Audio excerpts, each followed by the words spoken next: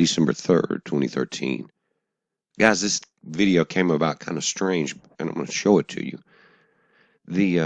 Here I've got the definition of diversion, and to me, regardless of what you're talking about, is get the enemy to look one way while major movement comes from the opposite direction. Guys, I don't care if it's military, political, martial arts, fake left, come from the right. You understand what I'm saying?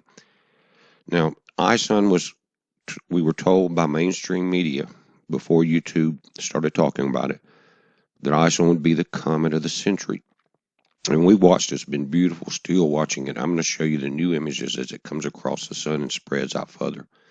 You see it coming into the top right there. But I was watching a radio show yesterday, and someone sent a video.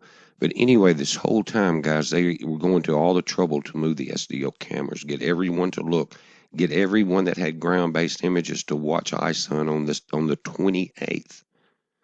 Send their images in, get everyone's attention. Do not look back. Do not look back. Look at the sun on the 28th.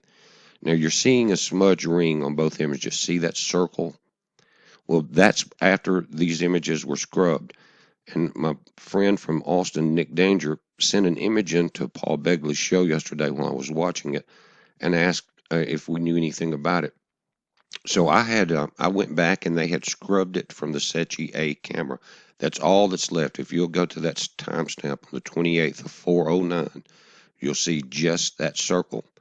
Well, I happen to be recording most of the cameras on the 28th. Top right is the picture they sent in to the radio show where you could see it there on live stream, guys.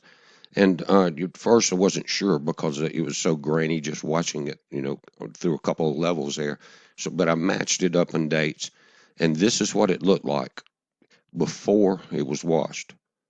Now, the entire world was looking to the right on this exact time. You see the tail of ISON going in here in the large picture, inky under it. Okay, the whole focus of the entire world was the opposite direction. Well, I checked this thing out, and again, I was recording it on the other cameras on that day. Most people were. And before they got back to the Sechi HI-1A camera, I went back and I got about 4 clips. This thing came in from the left. I was checking it on this gray camera because it will eliminate almost any lens flare that you're dealing with. Okay? But why would they scrub it on the left side, guys? This object, don't know how big it is, came in from the left. They knew the timing it was coming in. They knew to get everyone's attention towards the sun. Comet ISON was coming in perfect opportunity. We're still watching it. I'm still watching it. These are all enhanced images that I did. Guys, and when the solar flare came across this thing, the shadow of it even changed. Look at this. See how the flare came across ISON's tail? You see that? And then the object completely changed. The top darkened just like the top of the image, and the light from the solar flare lit up the bottom of it. Now, I analyzed it, sent it back in, and Paul was looking at it today on the show. We were talking about it, called in just for a moment. Here's ISON coming into the top right, guys. This is a day later. So perihelion had already came around. It's the same camera though. Just to show you, you're not seeing it there. It came through on this camera on that date. Now, we were talking about it on the show, and a fellow called in. He couldn't tell us about himself. He said his name was Mike, worked for the federal government. He said the picture was real, that someone had let it leak out. 4 people had just lost their job about it. But I'm sure Paul will probably archive that video tonight. I'm not sure his schedule on how he does that, guys. Some of you know more about that than I do. But he may have the guy that called in. It's not me. I mean, there was several hundred people on the radio show at that time that heard him call and say the images are real. And guys, I couldn't get them to blend out or to create any type of anything that looked like a lens flare. Now, a couple of things here. You got a small asteroid out to the top left as we're looking at ISON coming in. Now, I want you to notice something about ISON here.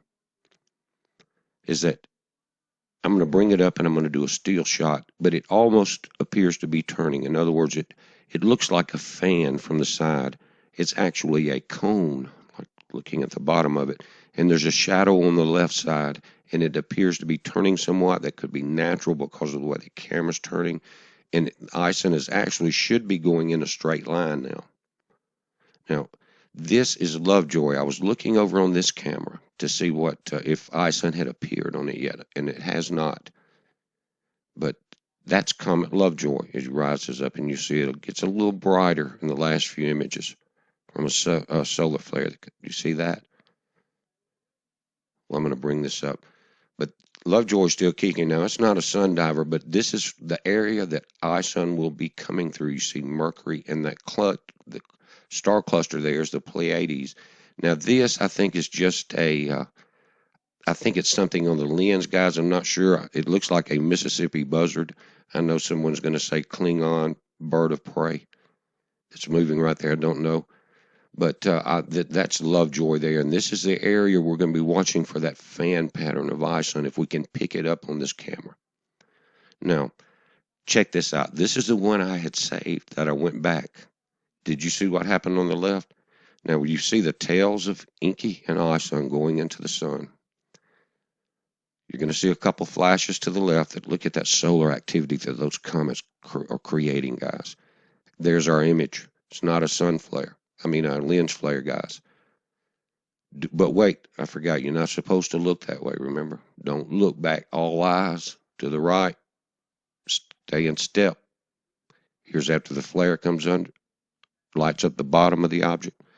Here, they've scrubbed it. There's still a faint circle in the time. Now, we don't know anything about its size because we don't have anything to compare it to. How close was it to the stereo A camera, right? But we do know that it was taken off. Why? We got a caller that sounded official. Sounded like he knew what he was talking about. 4 people lost their job over that image getting leaked to the public. Is there something out there that will make a man's heart fail out of fear, guys? What's going on with this? Don't know. It's a heads up. Be safe.